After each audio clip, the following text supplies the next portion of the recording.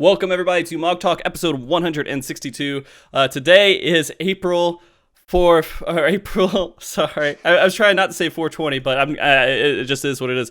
It's April 20th, 2019, and today we are not discussing what you think we might be. We're actually talking about something serious, which is the data center split. But before I go into it, I do want to make sure that we actually introduce everybody on here so they're not just kind of sitting here awkwardly like, who are these people? First, I'll go clockwise here, actually. So, Larry, tell everybody who you are, kind of what people know you for. Hi, I'm Larry. I make dumb videos. Every time, man. That's like every time. Come on, you're more than that, Larry. Watch my stupid videos. Okay. Thank you. And then we have FamouslyJess. So I casted for Square at Gamescom, and I do a lot of German community stuff and streams. So yeah, hello. Cool. And then we got Vary.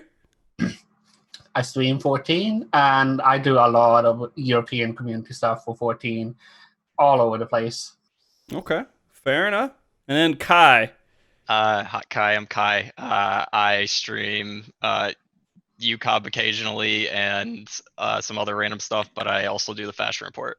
He's known as Fashion Report. I knew him before Fashion Report, guys, and he wasn't called Mr. Fashion Report.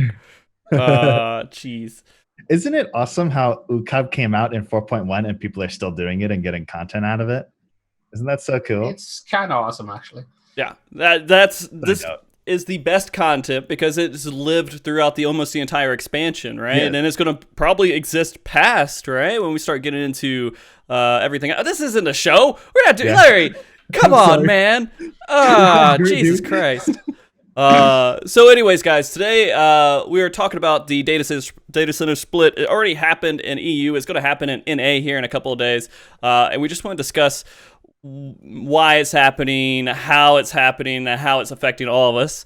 A lot of people were upset. Some people don't care, but we'll just talk about it a little bit more. Before we get into it, I want everybody's stance on it. I want to know where you guys are emotionally with it. And so we'll start again. Larry, how do you feel about it? I'm not really too worried about it on the NA side.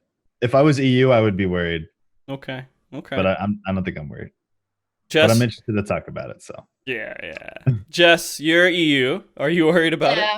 Yes. PF is dead. Communities, statics are torn apart. It sucks. To sum it up. Okay. Fair. Very. I'm dead inside. Oh, that's basically my emotion about it. It's not a good decision in my opinion. Okay. Not in the slightest. Oh, geez. All right. Kai? It personally doesn't really affect me because I'm on Aether, and Aether's still going to be Aether. So, yeah. Jeez. Like, NA... Okay, so let's just say this right now. NA doesn't give a shit. I will say this. I actually think it's more of a positive thing if you want to play your content without, like, people role-playing during it. This is probably the best. Oh, my God. It's a positive. Belmont is off of Aether. It's not that bad. It's not that bad. I will say, from what I've heard about from EU and my friends that are on EU, I think it hurts EU really badly. Yeah, it does. Well, it's catastrophic, really. Yeah, so let's talk about that a little bit because EU has already happened there. You guys have dealt with it for a couple of weeks now. You guys have always been one data center. You've never been split up between different data centers at all. And so now this whole community that was defined as this is the EU data center is now split in half. When did the EU data center get made? Wasn't it newer, the EU data center? It's newer, yeah. I don't remember exactly when, but I do remember when EU was in EU, when it was in Canada. Yeah. Right. Servers were in Canada. It's like, Jesus. Mm-hmm. Wasn't it during Midas, or it was like right after? I think Midas, yeah.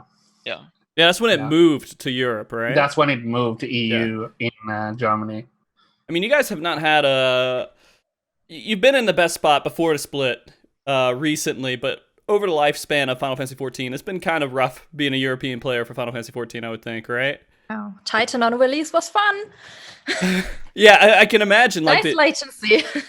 You guys are getting like knocked. There's the Titan line. You're like, oh, it's good. I'm over here for like a full second or two, and then you fall off. You're not over there. Yeah, you're just gone. So So the EU data center existed always, but it was just located in Canada for a while. And then when they did the server moves, they were like, okay, we'll put it in EU. Okay. Yeah, so it was fake EU and then actual EU. Right. Yeah. That order. Gotcha. Yeah. And so overall, you guys have dealt with it. I mean, you guys did not get the world transfers, not the world transfer, but the system they're building, where world visit system, right? At the same time that split up, you just got a hard split, and you're like, see you later, guys, right? Yep. I think your stream died. Did it? It's it live died for on me. Looks live for me. What the fuck? Yeah, it looks like. It's your internet. It's me. Larry, but you sound good, Larry, so I don't know. Can you hear us? Yeah, I hear you. Okay. Yeah. No, Twitch just died for me. That's why. Sorry to scare you. You just rude every. sorry. No, it's okay. So overall, I think the biggest things that Europe is concerned about is the party finder and the groups that were existing cross world, right? Yeah. Yeah. It's Did you guys have a lot of groups? Do you think overall were there a lot of groups that were cross world and not on the same server? Yeah. Yes. Definitely. There, to my knowledge, there's been roughly 1,000 people who lost their statics. Really? Overnight. Yeah. So They had to pick between, staying or moving with the static if they want us to play with the friends again. So I think the data center split would have been much less of a problem if we didn't have cross-world party finder to begin with. yeah, and that's actually one of the points I wanted to talk about too, is that back in the day there was no such thing as cross-world party finder. You're just like on your server, right? Yeah. And I remember this back when I was on Exodus on the Primal Data Center, and I was just like, man, it's hard to get into raid groups. And I did the same thing everyone else did. I went to Gilgamesh. And that's where everybody just ended up being. We all just raided on Gilgamesh. And then a little bit later, they were like, hey, let's do cross-world. And that's been around for 2 years. Is that right? Yeah, I think so, yeah, roughly. More, wasn't it? Probably more. Around Creator, I think, right? Yeah, before Creator, I think. It was Midas. I'm not entirely I'm sure. pretty sure it was Midas. Midas? Yeah, Okay. Midas. And that was like beautiful. Because before you'd look at your party finder list and you're like, man, I'm on this server that has barely anyone. Oh my God, there's a group up to kill the, fourth fight in this tier. I'm joining it immediately. And that would be rare. But then it started becoming very often. You could go into party finder and you can get in these groups and play with people. Which some people, there was a little bit of, I think, kickback from it because people... Only a little bit, right? Some people are like, well, now we're starting to get to this point to where we're not server communities anymore. We're whatever. We're just joining in and we don't care if we do a bad job and we just leave the party afterwards because there's another group later on. But I think most people were like, this is the best thing that's ever happened to us. How were you guys around when Crossworld was introduced, Jess? Yeah, I had just started playing them.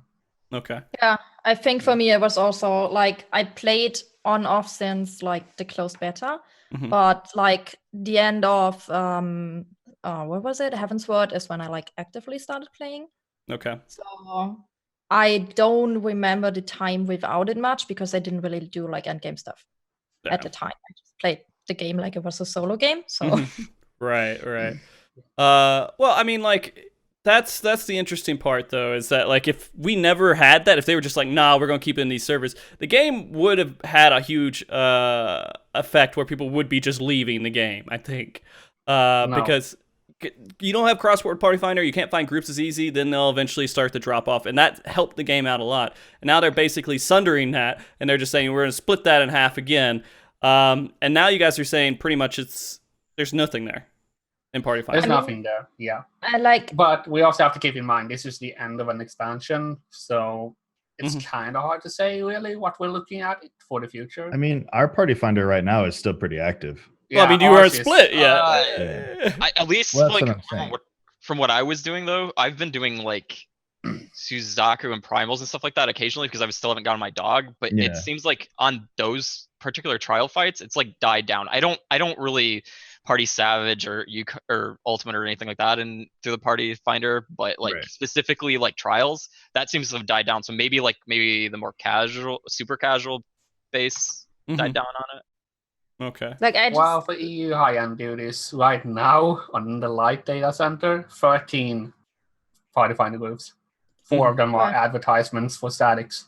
Let me check on Chaos what it's like. Yeah. So we have 5-time trial and 9-time high-end duty, and that's it. And that's the state of quarterfinal now, and it's Saturday evening here. Yeah, it's like our prime time. Nighttime. Yeah. Yeah. Like when it slows down. Mm-hmm. I mean, I logged in.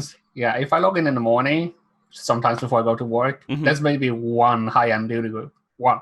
Oh, geez. And it's an advertisement group. Well, I mean, and that's what the life is probably going to be like in EU, I think, after this. It's going to be, you have to get static groups, right? You can't do pugs anymore. Pugs are kind of going to go out the window, and you guys have to know people that you're grouping up with every single week. You can't, because even if there are party finder groups that pop up for the content, how many of them are going to be groups that you want to be in? Exactly. I mean, you don't have a choice of like going in one, oh, it's not doing good, let me try a different one. I go into one, it's the only one that's there, and hopefully it works out and the people know what they're doing. Right? Yeah. And most times people don't. So, yeah. Yeah. So this is going to be kind of rough, I think, overall. We're going back into the state. I mean, when the expansion releases, we can all hope it will balance out. I think overall PvE, it should be fine if people are getting into static groups and stuff. Pug life is going to die down a little bit, but what's really going to take a huge hit, and I don't know, is the smaller PvP. Bits of content. PvP, right? Yeah. The smaller bits of content. I've been talking to my PvP friends on the EU side, and they're absolutely furious. Yeah. Everything is completely dead. Yeah. And this can't even do rival wings on one data center anymore. Yeah, and this is just how it is. It's really going to be very painful overall if they keep it this way, where we're split up into different data centers to save whatever issues that they were having. And now, if they continue to have issues, is the next solution again? Let's split it some more, or are they going to? Oh God! Find some way to combine it back together, because It's weird because it's not just PvP. I'm sure there's other small communities that have to work across the data center with other things. Triple triad, right? Yeah. That's going to tie down some. Is that already? It exists. Yeah. Dude, I can't get PvP queues on NA. Right. I mean, so. Yeah. I've tried so hard to play PvP. I want to play PvP. I want to play, exactly. And I can't. And it's like that's where my frustration with PvP community. It has nothing to do with the actual content, because the content's fine and it's good and it's fun. And I think it's exciting to watch. I think it is too. Thank you. I want to so Frosty, like everything you do is fine. Like whenever I criticize PvP, it's because Square Enix has this problem where people aren't doing it. Mm-hmm. Yeah, I can't. But I want to. It's not newbie friendly. I can tell you that as someone who like did it for the first time really yesterday, and my queues did range like as a healer from between like 8 minutes to 25 minutes in prime time as well. Yeah. It's not newbie friendly. That's why people don't do it. So it will stay dead unless they change it. Yeah. No. That's not even like a data center thing. It's just a PvP thing. I absolutely agree if they could fix the time that you have between each match. Because, I mean, waiting in a queue for a little while is common for, like, DPS, right? You're like, I'm a DPS. I'm not going to get a dungeon queue for, like, maybe 15 minutes or so. I don't know. I haven't done it. Make it 30 for EU. Oh, 30 for EU. Yeah. So, I mean... Anything is 30 minutes now. Yeah. Minimum. Well, except for PvP, which is like 2 days. I have screenshots of me having like 3 to 4 hour queues. Yeah.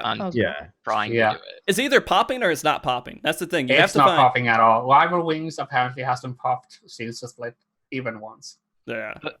The problem is though with when it's that dead though, you sometimes get these in groups that are like win trading and stuff. Because it's so easy to manipulate it that way, and then even within that, then it doesn't make fun to play. So like when you end up, because I can like tell immediately when that's happening. Yeah. Like so when someone's jumping around and running in circles. Yeah. It's not something that the PvP community is small and it is pretty tight knit, so it recognizes when these things are going on, and they can't stand win traders either, right? And so it's usually just a handful of people that are out there doing it, but it's easy to do. Like there's no thought to it, and there's no punishment really for it, except for they did do the TOS changes that said, hey, we'll punish you if we feel like you're doing some sort of win trading or manipulating it. Super explicit evidence of it happening. Like they're because and it has to be in game. Yeah. And so, I mean, overall, that's the thing that I'm concerned about. I think I'm worried that PvP is going to have an issue growing in the future if that continues. So when I talk about PvP, I'm going to be honest. I talk about Feast. I don't talk about Rival Wings as much, or in a battleground, or I'm sorry, front lines and everything else, because I'm very into. I have an effect in the match. I don't feel like I have that as much in like front lines and everything else. It's fun to mess around with. But once we start getting into the next season, which is actually happening, next week with Feast? Tuesday? Yeah, I think so, yeah. After the split, yeah. So I don't know how that's going to turn out. Like, I'm scared. I'm worried, right? We're going to have bronze players who are in the top 100, likely. That's why I'm doing PvP now, because like our PvP community, like the known people, they are all on light. So, if you're on Chaos, I transferred the time to try and like snag some people. Shit. I should go to some I should go to like Crystal or something and just literally you'll probably have someone with like 100 points and they'll be like on Crystal's leaderboard. Like, I got the whatever the reward is. All right, I'm good. I mean, and so let's talk about that a little bit too, because that affects PvE as well as everything else. Is that when we start to limit our communities like this to where we can't join into groups and stuff in Party Finder, like if we care about raiding and it's more active on a different data center, people are going to leave and go to the other data center, and it'll start clumping up onto one data center. Already before the split, people started joking about Light becoming the casual raiding center and Chaos becoming the hardcore raiding center. And if you look at numbers, they're pretty even in terms of static groups right now, but the hardcore raiders are on the Chaos side. It's just a fact. Yeah. I think that's somewhat by design on NA how they've split it though, because it is clearly they put Belmont quarantined off because it's an RP with other RP. It looks like that's what they did. Like they like have this like they know Aether has this like certain culture, so they've tried to glump all those groups together or servers together. Then Primal, I don't really know how to define Primal. It's just Primal. Primal's like in between. Yeah. And then we have this like they know because probably there's like some like most complaints about these people between these two servers or something, I'm assuming, and that's how they know like, okay, Crystal people go over here. So you think that they're actually organizing the servers, at least in NA side, by where people would want to congregate if they're into certain types of content. So these servers often are doing this content more, and so we're going to put those over here. At least with NA. I don't know if that's true or not. I mean, you guys, Larry, you had some statistics that we're looking at. It kind of looks like it, at least from my point of view, as an EU player, because you have Almog and Matthews, which are really, really, really role-playing heavy, and both are going to Crystal. Yeah. So I think they're kind of thinking about like what types of content do people enjoy on a specific server. When it comes to the EU side, they looked at languages as well. Yeah. Well, I mean, that's not that's okay idea, right? So that's good for the current players who are playing. They don't feel as much of an effect. But if I'm a new player and I join, I'm like, I don't know what fucking data. All right, here we go. This is a cool name. Oh, I like Moogles. They go and they get on the Moogle server. They don't speak French, and then they're what? Right? Yeah.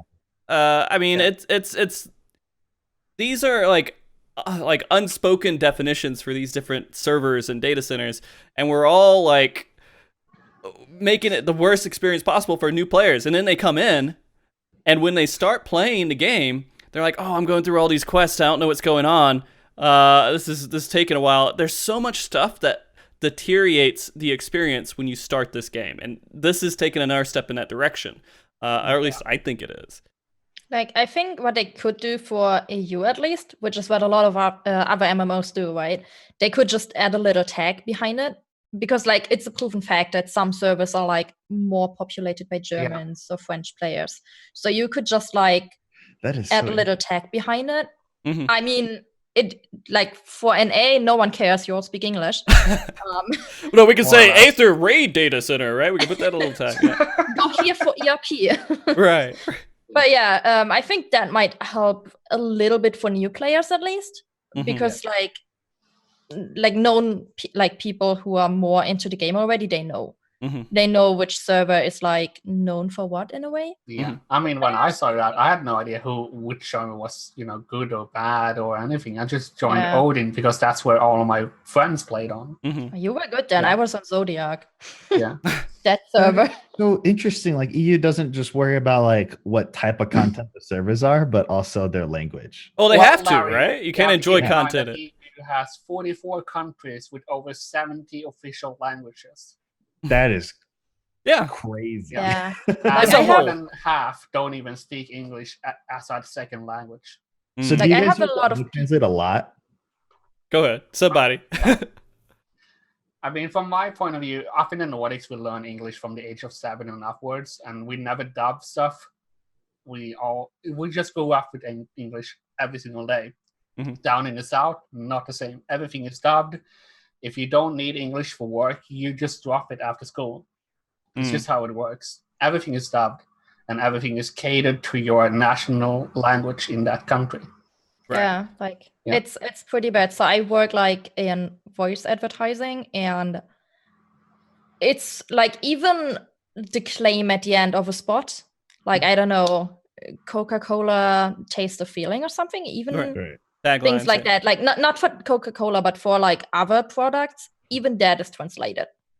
So it's pretty bad. And like I have so many people come into my stream and be like, oh, like I'm interested in this game.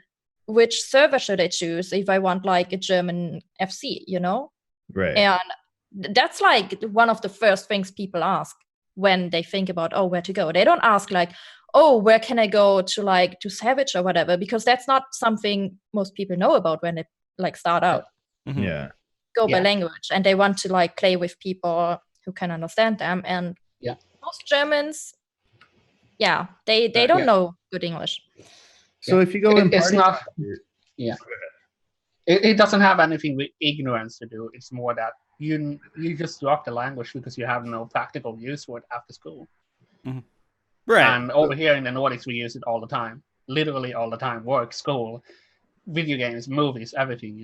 I mean, and that's the same in America too. Like they teach us Spanish, unless if we're actually doing something that requires us to speak Spanish, we forget that stuff, right? Exactly. And most European citizens are multi-language. So, me, for example, I know 7 languages. Yeah, it's just 7. How it works. Yeah. Well, whoop-de-fucking-do, man. Fuck you. I know HTML and CSS and I know HTML. I know CSS, man. I know JavaScript. Oh, we're gonna drag in the programming languages. Yeah, I work C#. in IT, guys. Hey, look, I know other stuff too. I know Visual Basic. I was gonna say Visual Basic. I know Excel code. No. So if you guys go in Party Finder, do you if it's a harder thing, like let's say O12S, and it's like a learning party, will they say like where they actually need communication? Will they be say it will almost always be a language barrier and a requirement to join Discord. Wow. You think so? Yeah. Like I wouldn't say a language barrier necessarily. Like if there is, then the party recruitment itself is already put in said language. Yeah. But I don't see that too often. But the Discord requirement, that's definitely a thing. Yeah. You often see groups in Party Finder, German group, French group, English, I know that like with the JP data centers, like people who are only English speaking, but they like, let's say they live in Japan or they play on the JP data centers, they can completely get by without knowing any Japanese just by the way that their Party Finder culture works. Cause they have macros and you'll just, they'll print out the macro and you'll just select your spot and that's it. It's a good thing we don't have Ethis to talk to you about that, because he would tell you the opposite, that like if you don't speak Japanese, you're kicked out of a party immediately. It happens pretty often. Well, don't let them know that. Yeah, just don't speak, right? Yeah. The problem with EU Party Finder is that, you can make a macro to explain mechanics, but the problem with EU is that we usually have 10 different macros for each encounter. True. That is so interesting. It's like a completely different game. So, in the end, you guys are pretty certain that they split it up by language. It looks like... Yeah, if you look at it now in the app, most French majority servers moved on to Chaos, and most German majority servers moved on to Light, and it's a hybrid between English, French, and English. German now, in majority, so to speak. Okay. Do you guys think that let's just say they had no choice, and this is all they had to split it. Like this was just a decision. They had to make choices on where servers were going and everything. Did they make the right choices with the split at least? Yeah, it's hard. It's a bad decision, but they made the most out of the decision that they made, basically. Okay. Like I think if you compare to how NA is split, where it's more like based on what people do. If you compare that to Europe, where they base it on language, no, it wasn't the right decision, in my opinion. Because like all of the raiding communities, they got kind of torn. Like, we have like Cerberus and Ragnarok now on like the same server or like the same DC. But I know a lot of people who were in Phoenix. Like my whole FC was on Phoenix. There were like world races and stuff, and they all had to move over. So if you compared, like, language-wise, it was the right decision. Based on, like, who does what, I think they could have, like, put all the German and French servers together, and then all the rest. Yeah, like, that wouldn't have, like, gone up in numbers, because it would have been, like, 4 to 6, but based on what people do, that would have been, like, you know, more like raiding scene, PvP scene, and then like casuals. Yeah, it's funny when you say PvP scene, because it's like there's no server for PvP really. I mean there are, but you don't really take that into account for the handful of us out there. If they added world PvP to this game, they don't think about PvP. World. We're gonna see how much they think about PvP soon. I mean, because they're gonna have to start taking these considerations in. They're gonna see. I'm 90% sure we're gonna see a pretty bad return on what's gonna happen with this next season, and how they react to that is going to be if they care about PvP. To be honest with you, all the fan fest, we haven't gotten anything. They haven't even said PvP. Right. They never even said the word PvP. I'm hoping that changes. I hope that, like, because they did a lot of stuff within the last expansion, or this expansion, Stormblood, when they were doing a media event and everything. They highlighted it. They changed the whole system out, and they made a whole big deal about it. Everything else. I hope that something comes similar to that here. But isn't it weird messaging though that, granted, like with what they did with you guys with the FRC and everything, it's really weird messaging to me to say that they don't care about PvP, and then like maybe they do a backdraw. Why did they support it at FanFest and everything? So I have to think something is coming. But with considering that, also if they're going to invest money into doing like the FRC and like setting it up at an event and all this kind of stuff, I feel like with this split they're going to have to do like a instance server specifically for PvP, like. And I don't know, honestly. Go to the same place. Yeah, that's what I want, right? I would love that to happen, but that would defeat the purpose. Cross data center PvP. Like if they did cross data center, they would have to do it like I believe WoW in a long time ago, they created an official arena like instance, right? You'd give them some money and they make a character for you, and you guys all played on one instance of it. They made designated PvP servers for tournaments, official tournaments. I don't know if they're going to do that. Honestly, I don't know if I want to see that happen, because that feels weird that I would have to have a whole nother character on a whole nother instance that's different from. Sorry, that's not what I mean. I mean that like you have like your instance servers that are like for PvE content, and then like whenever you try and connect to a content that's related to PvP, you still queue through the same thing. It's just in the background it sends you to like a joint. That would be amazing if they had the technology to do it. I don't know, because they've never even did anything related to that before, right? That's what I'm saying. If they need to invest in that if they want to keep promoting PvP the way that they seem to in like Japan and here. I think PvP's main issue really is that it's fucking hard to get into. Like you can't chat. So if you have no idea about it and you queue up for it, there's nothing. Like you can't even use one of those commands where you can say hello. Like at least add something. Like they don't move chat to PvP. Yeah, like at least add something so you can say like, hey, I'm a new player, so people know and can at least. And then they leave the match. Yeah, I mean, it's just like for new people, it's just people with spam, like when somebody makes a mistake, you know how people say like nice job. Instead you'd be like, hi, I'm a new player. It's like, I mean, they tried to promote it. Like we had a designated PvP slot at Gamescom every day as well. And no one cared about it. Like it's PvP. It's not really that they're unfamiliar with it, right? And so it's not something that they're thinking about. They just have to change it in a way that makes it like worth to queue for it. Yeah. Because I think the experience you get is also not worth it. But I mean, that's not even just PvP. That's PvE. Again, we go into the new player experience. I can't tell you how many friends I'm like, go play this game, man. Let's play it. Let's get together. Let's get in a group. And they just don't make it past 50. There's a huge wall that you're trying to level up, and it's so slow. It's so boring. Well, that's because they want it to be an MMO, but really at the start, it's a single-player Final Fantasy game. Yeah. Right. A really slow one. Very slow. And you don't have to think much. You just have 2 or 3 buttons for the first few levels, or first 20 levels, right?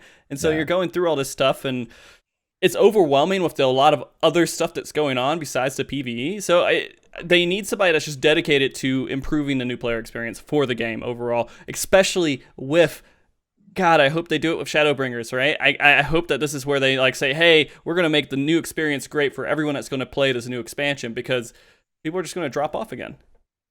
There's like the skeptical side of me that's like, are they doing that on purpose though to try and drive up people buying the potions though to jobs? They make so much less money from like, because think about it. Person stops playing, how many months of subscription do they lose? 1 jump potion? And do they keep playing for more months? I think overall that's going to be a better... Honestly, it's gotten to the point where when I meet a new friend who started playing the game, where I find out, oh wow, you're playing or whatever, and they're like, yeah, I'm like level 65 in the story. I'm almost up to whatever, blah blah blah. I'm like, I'm just more so impressed by the fact they got through a Realm Reborn. I'm like, yeah. Yeah. Why make haste to the Waking Sands? like I'm trying to think of like when I started playing, and even then it was pretty stale. Like when I was in 2.0, and by the time I got to 50 it was 2.1. That's when I started, and even then it was pretty slow. But now, because of the way all the skills are gutted at that level, it must be like absolutely terrible. Right. So I mean, when I was going through it, I was like, I'm confused. I don't know what's going on with the story. I'm just trying to make it through it to the next part so I can level up. And again, this is a Realm Reborn that I'm leveling up in. It's not like I'm going through multiple expansions. And so it was like a kind of a rough experience. And what I think kept me in the game is just that it was something to do with someone else. And that one other person who's going through all this pain with me, we made it through. If I was going through it by myself, I'd probably just quit. I was going through by myself, but I wanted to get to the end to play the end game stuff with my friends at the time. And make videos, right? Yeah. No, that wasn't even a thought in my head. Oh. But yeah, and we're getting a little off topic with the whole new player thing and everything. But I mean, it does really come back to that's part of why they're doing the split, is so that when people are playing this game, they can have a good experience when they start off. They're not servers aren't crashing and everything else, and they're trying to keep some sort of stability here. But they are crashing. Like the servers are still a mess. We have to split already, and we had the Final Fantasy 15 event that's still ongoing. And our servers, I don't know if the same happened in NA, but in EU, people got stuck, like legit stuck. I think it was like the second part of it. There was some cutscene. Yeah. If you got into it, you couldn't get in. Yeah. They're anticipating, right now it's great, but when the expansion comes, it's going to crash. I hear daily reports of lagging in Savage Raids, so GG, well done. Yeah. Like, it didn't change anything, in my opinion, it like stability-wise. It's still laggy as hell. That's the worst case scenario, is they did this, and they, like, when they were announcing it, they were like, oh, the reason is we want to have a smooth expansion launch. The worst case scenario is the expansion launch is the same as it always is, and it probably is just going to be like that. And that would be an outrage, right? That would be an outrage. They want to avoid what happened when this expansion launched, obviously, but I'm pretty sure it's going to happen exactly the same, if not even worse. Can I ask what happened? Because personally, I had 0 issues with Stormblood at all. Really? Yeah, everything was smooth sailing. It's really just it got to one NPC where you had to queue up into a single player instance to do part of the story, and it just too many people were queuing, and it would just not let you in. Wow. Yeah. Glad I didn't have that issue. I would have been mad. Yeah. For honestly, 2-3 days, I couldn't play the game. I couldn't progress through with my character. So. No one could quest in over on Odin for like 2 days. I remember that. Yeah. I was really stuck at expansion for a couple hours, and Pippin was even longer for me. Yeah. I think it really came down to are you going to sit there and spam Relbon nonstop to get through it? And set up a macro, right? And so you got this little macro tasker on the side, and you're like, oh, well, let me just hit 0-0 a whole bunch of times until eventually it lets you in. And then it's the same thing that happens with... it's the same thing that happens with like housing right now. If you want to go buy a house, it doesn't release. It's random when it releases, right? And so you're having to completely just keep trying over and over. So you either do it honestly and you sit there and you try to get through it normally, or you set up a macro tasker, go AFK, and just let it keep clicking for you, and then you have to go up there and compete with other macro taskers, right? And it's sad. It's like we build these systems that we think that's going to work so well, but we forget who the fuck's playing this game, right? Well, do people care about if they're honorable or not when they're playing this game? Not if it's about housing. I'm confused. Okay, sorry. using macro taskers to get around kind of things in the game that I don't know. I just mashed 0. I was for 24 hours of. No, it wasn't 24 hours. It took me like a couple hours to get, like maybe 2 hours to get through Raubon, which was great. Raubon, okay. And then Pippin took a little longer. I'll let you know. It took me 48 hours. No. You were not sitting there for 48 hours. I wasn't. You stopped. I wasn't. Because I had a macro tasker that went in there and clicked it for me. No way. For Raubon, it took you 48 hours and you just had something smashing 0. I mean, what else am I gonna do, right? I want to play the game. Oh, crap. Yeah, we decided, fuck it. We sat up all night and did Fates all the way to level 67 or 68 in the first zone, by the way. Mm-hmm. Yeah, Jesus, because it was just impossible to continue with the main story quest line. Mm-hmm. But a good thing I'm gonna level like the dancer first, so maybe the like big issues are gone then. Yeah. Oh, it's only ever in the first like 2 or 3 days. Yeah, and then it's done. I mean, if you don't want to play the game for about a week or so, you'll have a pretty clean experience going out through your leveling experience. Oh yeah. Mm-hmm. I mean, that's why we're pre-ordering it, right? And we're trying to get the early access and everything. Yeah, early access. By the way, before it came out.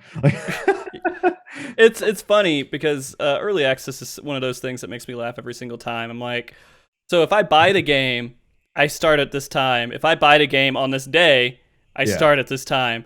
Yeah. Isn't it just a release and just isn't it just like a 3-day window of saying, oh, it's just pre-release? I thought about that. And I think the reason is they have the release date as say like this day, and then the early release is like, a week before or whatever it is. Right. And I think the reason is because every MMO launch ever is going to have problems. So they make it so the launch day is clean. But the early access is not. Well, they tried. One game that had flawless expansion releases. Blizzard? A couple of times. Yep. Well, that's Ancient Blizzard. was actually flawless because of release. I played during Warlords of Draenor, so was Legion's flawless because of Warlords of Draenor though? Because everyone just fucking laughed. Probably, but still. Overwatch no launch day was the actual release, the actual expansion launch. Mm-hmm. I didn't have any problems with Heaven's Ward. I don't remember anyone talking about Heaven's Ward having any problems though. There was. What can I remember though? It was the raid. Everybody quit because they didn't want to do. No. Server problems on the expansion release. There were 90K. I think that was like 90K era. There were problems. No, it was clean. Yeah, it was pretty clean. They have done it before, and I think it has I think it has to do with where they put the instance in the mission. So they need to prolong it farther into the whole entire MSQ. Raubon was really early, and that was the problem. It was like the third or fourth quest or something. I think it's also a bottleneck because it's like you can do like both zones and their sets of quests, and then they converge at that point. And so just delay that down the line, and they may be fine this time. And I'm pretty sure that's what happened with Heaven's Ward. So here's the thing. If they do that, that's great. What's happening, and this is amazing because this developing 101 is let's make everything as cool as we can, and then it gets tested, and then half the shit's just like, oh, well, fuck, I didn't expect that to happen, right? And so we're gonna hope that happens again. They learn from their experience with Stormblood, and they try to apply it to this next expansion. But there's always possibility for something to go wrong. And again, that's why they're splitting up the data centers, or so we're told, right? They want a clean expansion. That's what they said. I mean, numbers wise, it makes a little bit sense for North America to be split up again because you're almost the same size as JP in terms of player base. But EU is less than half that size. But the thing is, I want everybody to be on one data center, dude. I don't want 3 data centers. I just want one data center. I understand. I completely understand because to me it's weird coming from other games seeing a system with data centers. It's just weird. Do any of you guys play WoW? Like, how do they have it? Everything is cost. Everything is cost. Everything. You can play with anyone in the entire region. I remember when they were going through their process of that, and they start letting people cross over from different servers, right? Yeah. I don't know. I don't remember how they did it and how they organized it. If it was like a group of servers could actually talk to each other, or if it was literally every server they had could talk to each other. Everyone in EU could play with everyone in EU. The only restriction they had is that Alliance couldn't play with Horde and vice versa because lore reasons. Okay, Mel Vieira. No, all right. Anyways, stop. So we're not gonna do it. Okay, we're not going there. So basically, they have a similar setup to us where physically there are separate servers and separate data centers, but when you're queuing, they essentially have cross data center. Yeah. Yes. Right. I mean, maybe eventually we do get that, and then all of these problems are nothing. 7.0? We did used to have that in the beginning, I thought. That's why they made the original split of 2 in NA. Is it? What? I'm pretty sure in the original NA, when this got released, it was all one data center, and we all queued in the same. But we had so many problems with instances in the very beginning that's what started this chain of creating multiple data centers. I don't think we ever had that. I think it was always Aether and Primal. Yeah. Was it? Yeah, I'm pretty sure. Yeah, no, it was. I played since 2.0. I played since 2.0 as well. That's why I remember there was a split in 2.0 at some point, and I thought that's what started this. I can't remember. I'd have to look it back up. So it might be wrong. That's something in my head I remember them talking about because Yoshi P had to make this big announcement of what was going on with the instant servers because the biggest problem in 2.0 was that. Okay. All right. So let's talk about this too, because I mean, in the end, this is not. I asked Meest, which you guys should be familiar with. He's an awesome guy. He's does a lot of IT work. He wasn't able to come on and talk about it too much, but he did say, I said, hey, what's your thoughts on this? And he actually sent me a document, basically saying that the technology's there, right? The technology for doing everybody on one data center all getting together and talking to each other, it's there. It exists. And there's only a few reasons why they wouldn't do that. And to sum it up, it comes down to how it's organized within the software, right? The code and everything else, and how all that stuff talks to each other. And how it's set up right now is they would have to change a lot of stuff internally with how the game works, I think, to make this better, to make us all play together on the same data center. And so likely what's going on is they're wanting to split this up again. They're like, all right, let's talk to our shareholders. Let's talk to everybody else. Let's see what is the best decision. Their IT guys came up and they gave them a list of options. And they said, okay, what's the most cost-effective one? And this is the cost-effective one. It's just having another data center. I'm saying this all completely as if it's true, but honestly, I don't know. This is just the best we can make, at least of what they're doing. Because we don't know what they're doing. They don't tell us, hey, we're making this because this is the details of everything. They're just saying, hey, we're splitting up and we think it's going to make it better. I think that's like a big issue because like people don't see the reason as to why it's happening. So to us, it's just like an option they kind of like grab from somewhere and be like, yo, this shit is happening now. Have fun dealing with it. If you at least had reasons for it, it might be like easier to be like, okay, I'm not a fan, but like I can see where they're coming from. But yeah, being like, oh, we want to make the servers better. I'm sorry, I'm not buying that because it won't happen. No. And that's the it's rough. Technology to combine servers has existed since the existence of servers came around. So that, I mean, we've always had the technology to do it, but it's more costly than not doing it. And I think the game is also still very much held back by its 1.0 code. Right.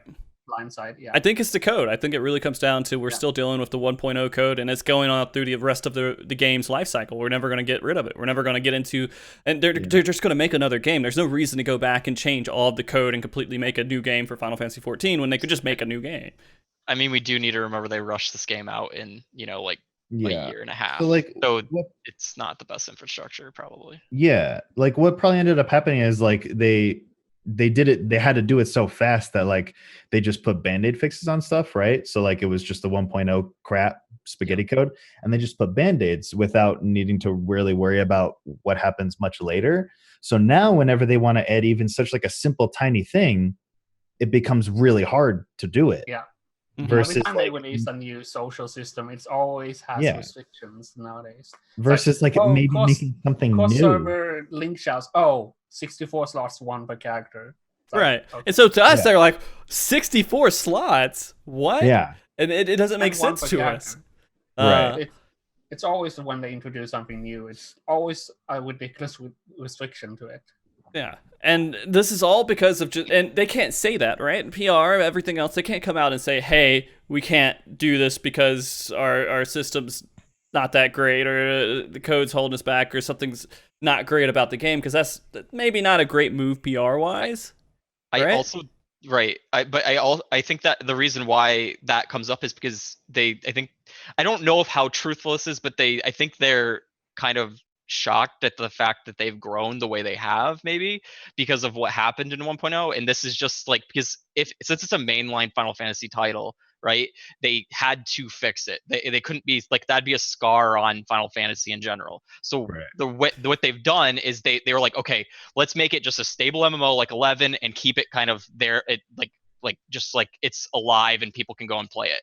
But now what they've done is they've grown and people like it and want to keep playing it, and it's kind of gotten to a point where it's out of their control, and they're like, what the hell do we do, because we didn't plan for this. Right.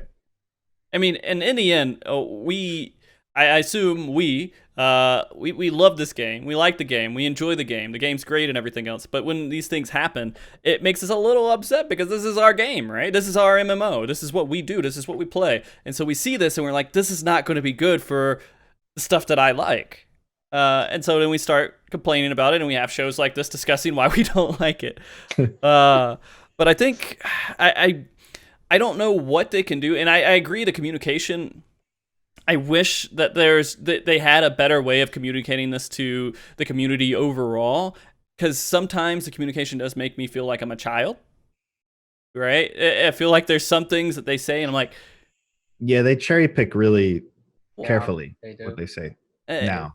And I just wish it wasn't like that, right? I'm like, I can handle you telling me I just can't have it because it's not possible, but I think they're careful of it because of the exact reaction that they got from the Vieira and Hogarth thing. Because that overreaction, people act like children. That is the truth. Granted, there's people like you that exist, and some of us like exist that don't sometimes overreact, but the people that act like children do exist, and it makes giant waves, and everyone then talks about it. You're absolutely right. I used to say I have a rule when it comes to game development and releases and stuff like that. I live during realistic expectations. I'm gonna be disappointed sometimes, and I'm gonna be happy sometimes. No game company is 100% perfect. I'm sorry, it's just not the truth. Right, that's true. Jess? Dad, and I think the Vieira stuff, people were pissed, but if it's something, I mean, you don't have to play Vieira, right? But a change or restriction on the game you're affected by that, no matter if you want to or not. So tell us why. Like, who the fuck cares if there's no male bunnies? My God. You just say, we don't want male bunnies. We just don't want it. And that's it. That's literally I don't care. I have my Miko girl, you know? That's right. I wasn't ever going to change anyway. Good at filling gaps for lack of information. Yeah. We didn't say anything about it. Oh, it's totally happening. Well, here's the thing. Like, I mean, we had all these leaks and all this BS that happened over the entire life cycle of announcing the Shadowbringers and this whole situation that just screwed everything up. Like, if we didn't know any of these little leaks and weird things, we actually might not be upset about half the things that are going on, but we start having these expectations, just like Blue Mage. We're like, I'm going to get Blue Mage. I'm going to play Blue Mage. It's going to be great. But then when they release it... 2014, that Blue Mage was going to be different from the beginning. So, but everybody... They weren't thinking that, right? I don't know. Same thing with Vieira. If we didn't know about Vieira, or if we didn't know about these other things coming, we probably would take this stuff a lot better. But the whole way information was released throughout this entire PR situation, going through all the FanFest and everything else, it was kind of a mess. Dude, the leaks fucked everything up. Yeah, they did, and they have to respond to that, right? They can't just stay stagnant and be like, okay, well, we're just going to keep doing this, even though this information's out there. It's scary, but... I feel like game companies, if it happens, like kind of just like shit happens, like to a degree, like at this point, because like it's just almost like I don't want to say like game companies just need to accept that this happens, but at the same time, it's like don't just like put up a veil and be a veil. Like it's like a weird situation because like you want the veil because you don't want to reveal that this is the truth. This person actually did leak it, but at the same time, it's like if with what the blue, I'm gonna name them. I don't care. With the Blue Fever leaks, if things happened that he said that we would have like Adam and Eve, Chaos, and all this stuff from the raid lined up exactly, SE, you're screwed at this point. You might as well just kind of give it up at that point because it's obvious that that's a real leak. But I mean, they don't have to respond to him, right? They don't have right, but they need to handle it community wise without just putting up this giant veil. In my opinion. Yeah, the information still needs to be released, acknowledging that the community has this in their head. So there's a big problem with it because there's so much time and money and planning and everything invested into how they structure the way they reveal things that happen. So it's very important to them how they say it and when they reveal things. And they plan all this, like the FanFest, like the 3 FanFests. They planned out and very carefully structured what they're going to say at each one. So when we know something ahead of time that could be true and they didn't want us to know that, it could ruin completely their whole selling point of an expansion, right? So it's just completely ruined. So like what they probably should have done or could have helped a little bit was know the fact that this was leaked and change the way that they announce these things. Yeah, exactly. Could have helped a lot. I know we're sounding kind of depressing and down on the game and everything right now, but we're just being critical, to be honest with you. We're just being critical because how the game has taken a turn in the last couple of months. Basically. Yeah, and I'm still going to play this game. It's going to split up, right? And so I'm going to not be able to pug as much as I want it to. I'm going to have to maybe get more static group members and everything else. But I'm still going to log in. I'm still going to do it. I'm still going to go through all the motions because I enjoy overall what the game's providing to me. But I do know that I'm not going to lie that this does take a negative turn for my enjoyment, but it's not going to be such a big hit to me that I'm going to stop playing. Well, the thing is, I'm trying to also think about this, like, you know, back before Cross Data Center even existed, and all we did was just pug on our one server, right? Mm-hmm. So honestly, that changed the dynamic of the game a lot. Like, I made some of my closest friends in the game was when Cross Data Center didn't exist. So like I remember like when I went on my server at Cactuar and I was just doing a party finder for Ramu, and I ended up finding these group of people that became my Savage static, and we did Second Coil Savage together. Like, I would have never done Second Coil Savage because I would have never been able to find these people. Mm-hmm. But because it was just on my one server and the community is tighter, and you know, you can do these things and make these closer relationships. And I feel like when Cross Data Center came in, it became harder to make those relationships because there's just so many people. I can actually relate to this so hard because and you guys so, probably like, know, and some of you probably know. I used to play Warcraft for many years, high-end rating scene. When they introduced the cross-server thing, a lot of communities just died overnight because the server identity went out the window basically. And I think that's what kind of happened with Cost Party Finder in this game as well. It didn't really matter which server you played on because you could play with everyone anyways. At least if you were in the same data center.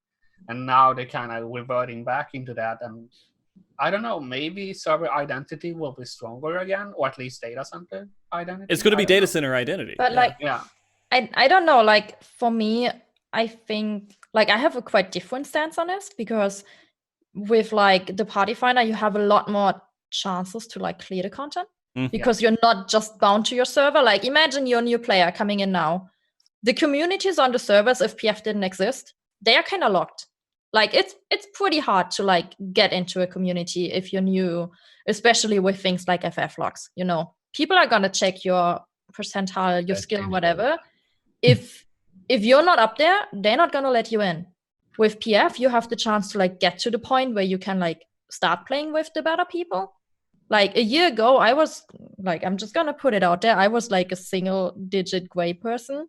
People like. Without PF, I would not have had a chance to like even start anything. So I don't know. I think like community locked server thingy, critical point.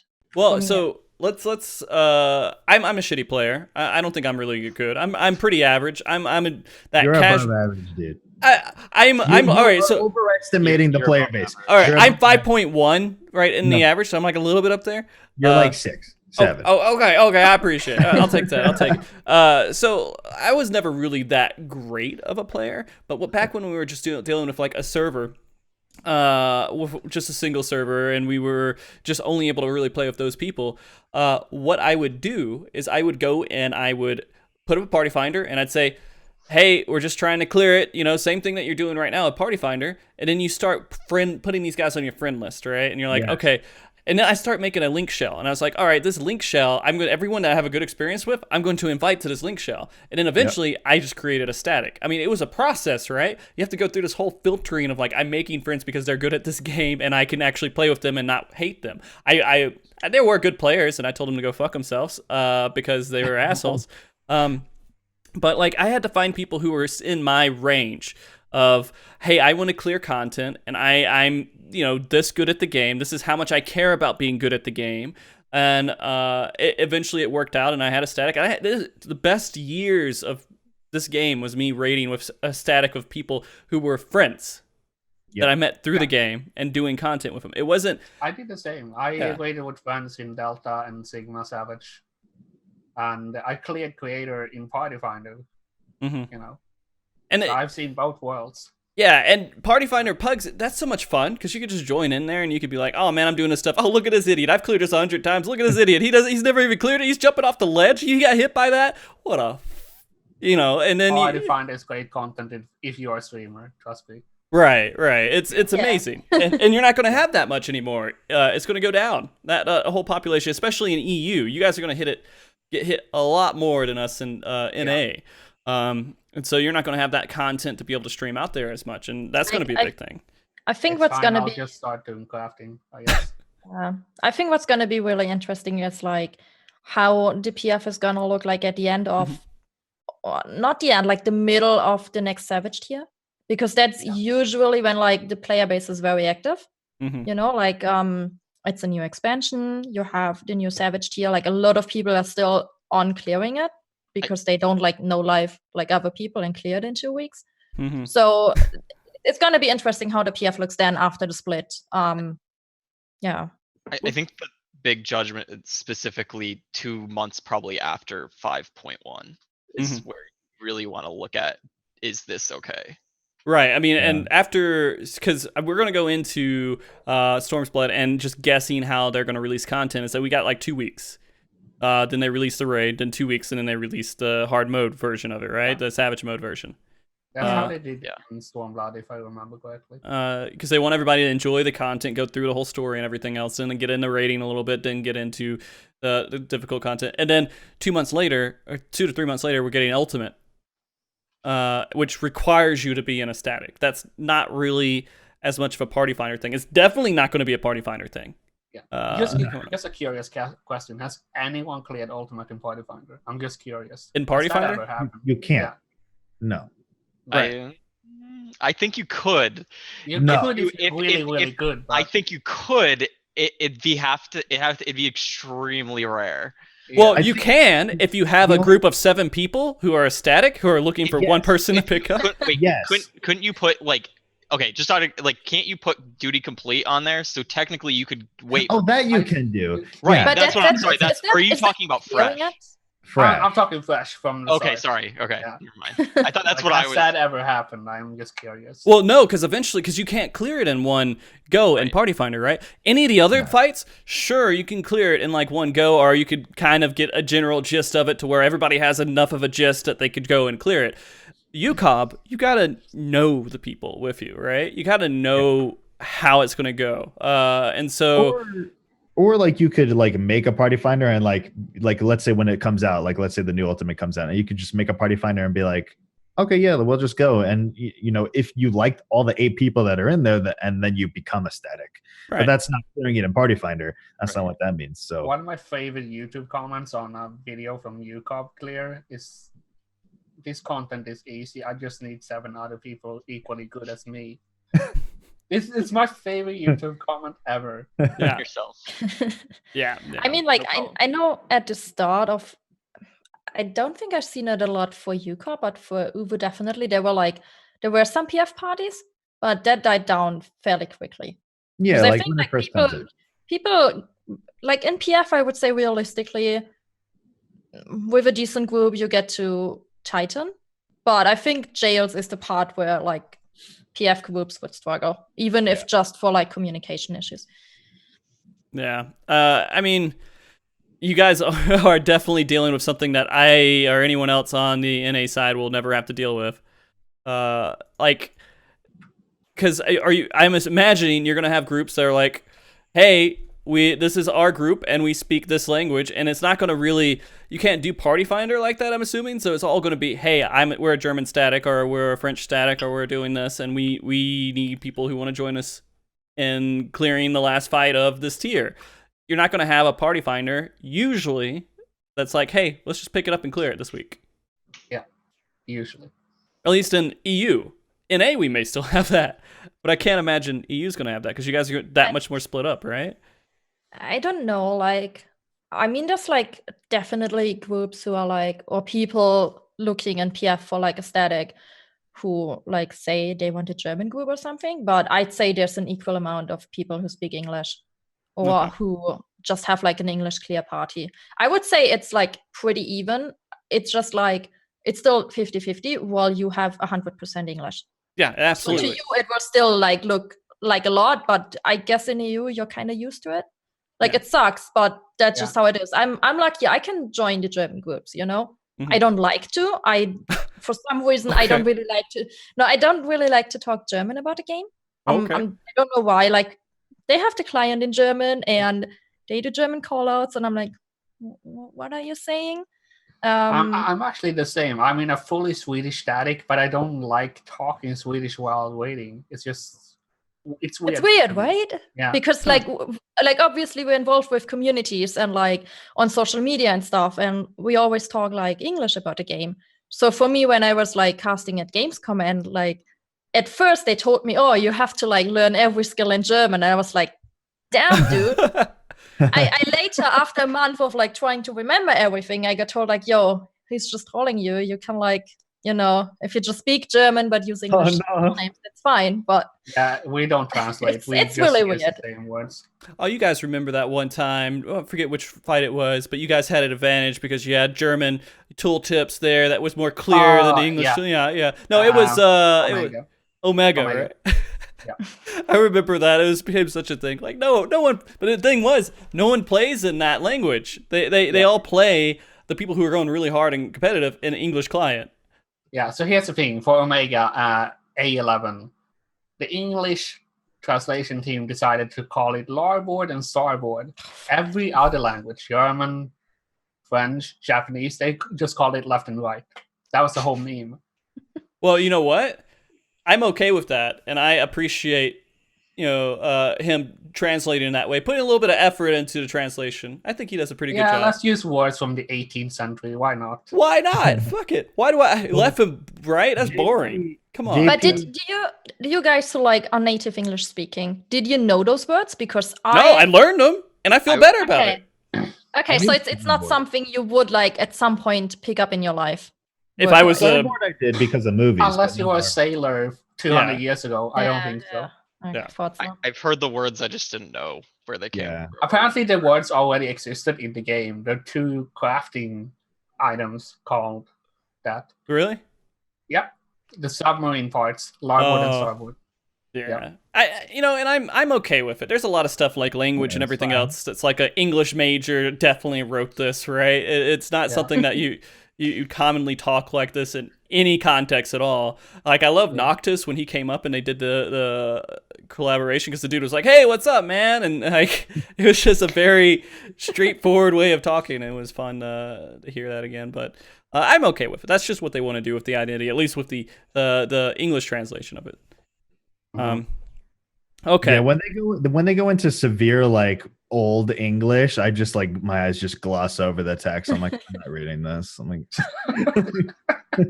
yeah. Come on.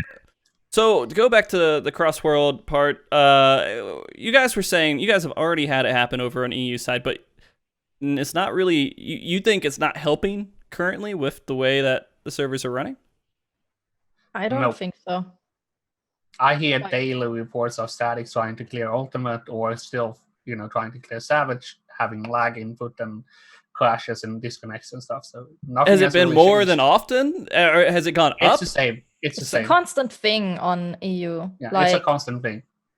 You just learn to deal with it in a way, but if like your one gets like fucked by it, it's kind of annoying. You know, like. You're like, hey, we could have cleared this, but at 5% there was a lag spike and we're all dead. Great. Yeah. Is it hitting? It's not even Square Enix fault majorly. It's actually the European ISPs being shit as well. That's what I was curious about, was if it was actually the instance itself or just whatever the ISPs in certain areas were doing. It's a mix between both, basically. Yeah. Okay. Yeah. Not everyone can have a good ISP like we have over here. Mm-hmm. Like we would sometimes... we went in, had super huge lag spikes, go out of the instance, queue again, and then it's fine. Like, it's really random. It has killed several raid nights for my old group because it was just unplayable at some point. And rather than them splitting things up, which I think is also costing them quite some money. Well, I don't know how much it's costing. I think they have to get just more hardware. And then they just have to transfer the I don't know. I'm talking about. Is that worth it when you could have just like put a U on a better like data center, whatever it's called? I'm not like an IT savvy person. Well, I don't know. Thing. Like for an A, I could even see it being worth it since like the data center is really big. A U, no. EU is in this awkward spot right now where we're too big for one data center, but too small for 2 data centers, basically. Well, because we have roughly 100,000 active players, and North America has roughly 200,000 more, and EAP as well. So we're too big for one data center, but we're too small for 2 data centers. It's a really awkward spot right now. Yeah, the biggest JP data center is 84,000, and EU is 93,000. So it's like I guess they're like, oh, if we leave you, then you'll become bigger and too big for one data center. So yeah, they're also afraid that the new expansion's gonna increase player activity. I mean, we are at the lowest point right now, so I don't know where those numbers, like when the time frame of those numbers were recorded and what they were actually pointing towards. November 2018. That's when we're probably at not the highest, but that would be a pretty decent size, right? Yeah. Higher than now for sure. Because that's right after right around the FanFest event. And so there's probably some hype, people logging in and doing other stuff. Now we're currently at, I would say, the lowest. Oh yeah, definitely. But activity on each server, at least on EU, has actually gone up a little bit. We have login queues all of a sudden. Yeah, because of the split. Because now people wish up to like move server and they play a bit. Yeah. Like for my FC, a lot of people were just like not even logging in because there was no content to do. Now I have to add that like my FC is mainly like awaiting FC, so they don't do much like casual content. Yeah. Most people log in to check the damage, basically. Yeah, but with the split, a lot of them are playing right now. Mm-hmm.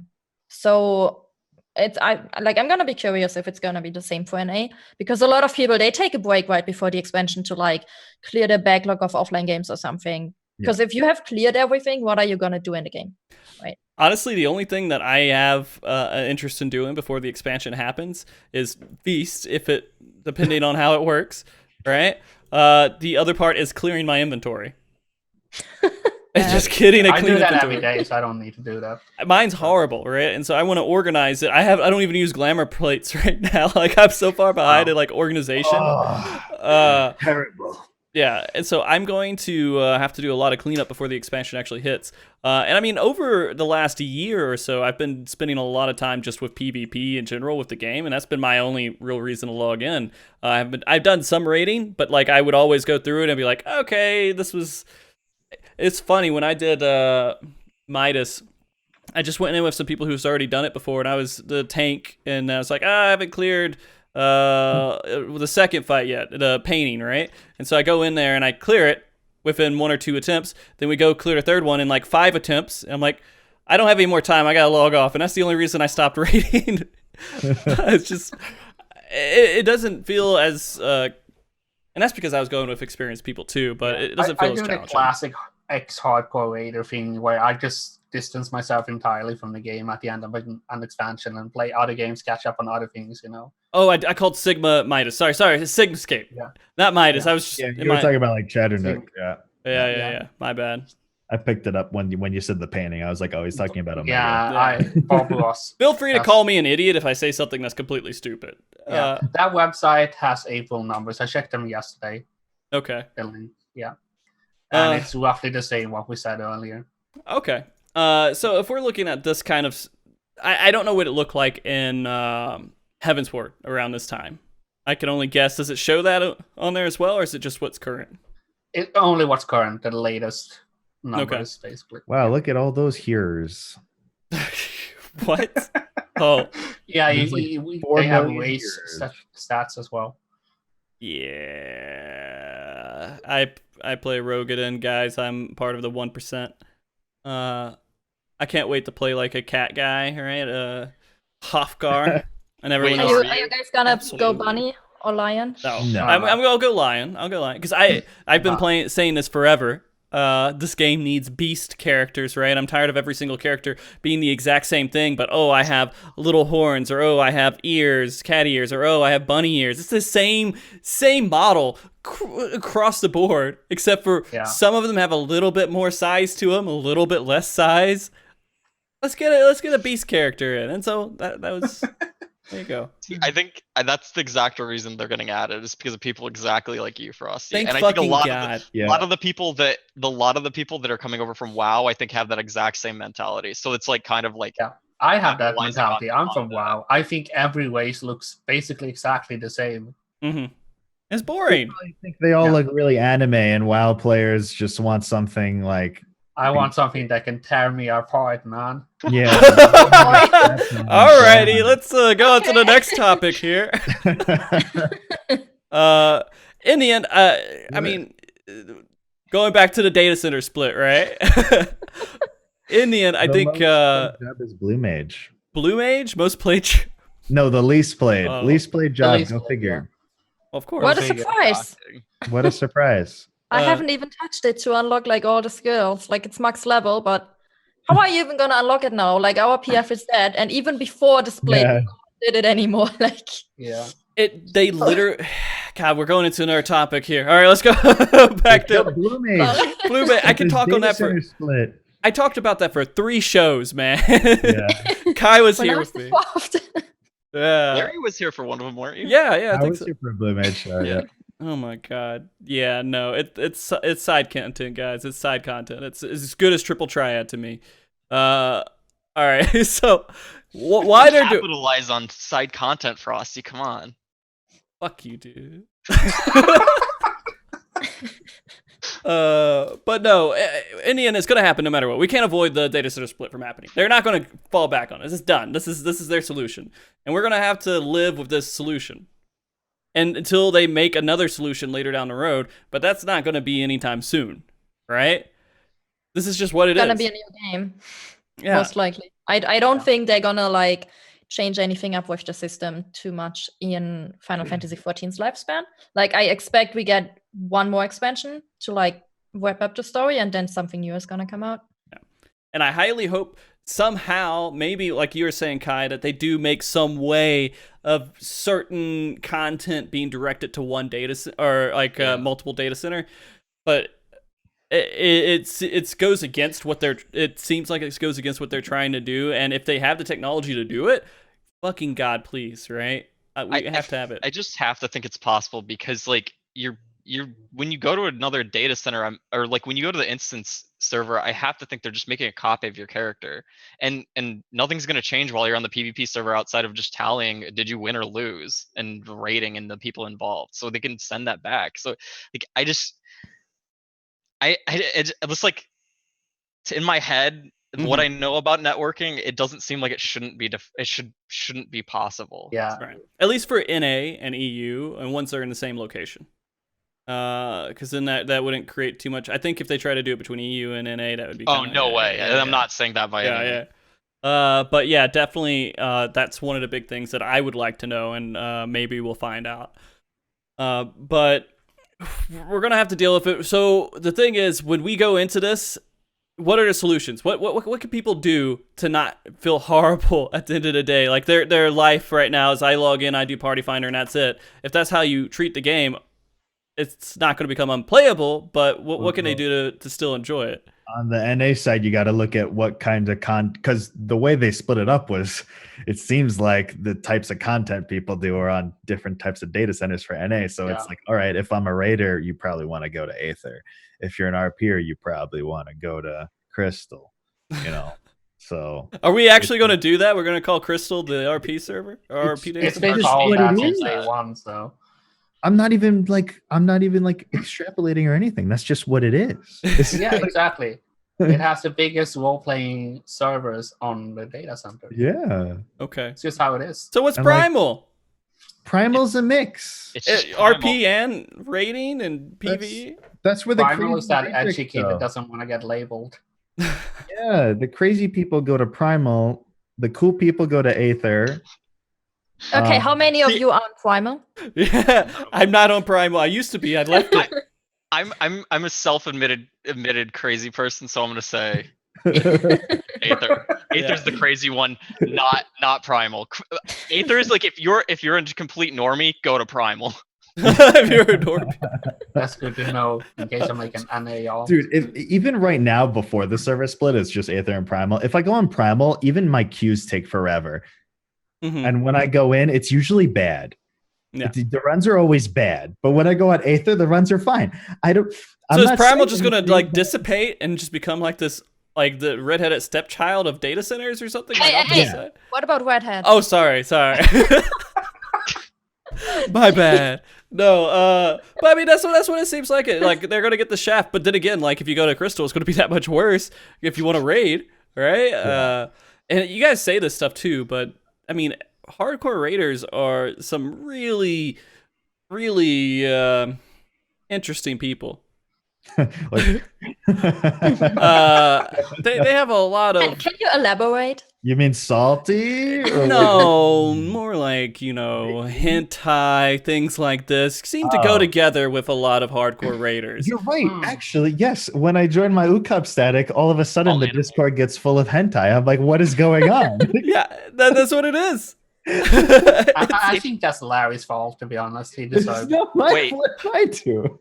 I bet the majority of people with high FF logs have anime avatars. Absolutely. Yeah.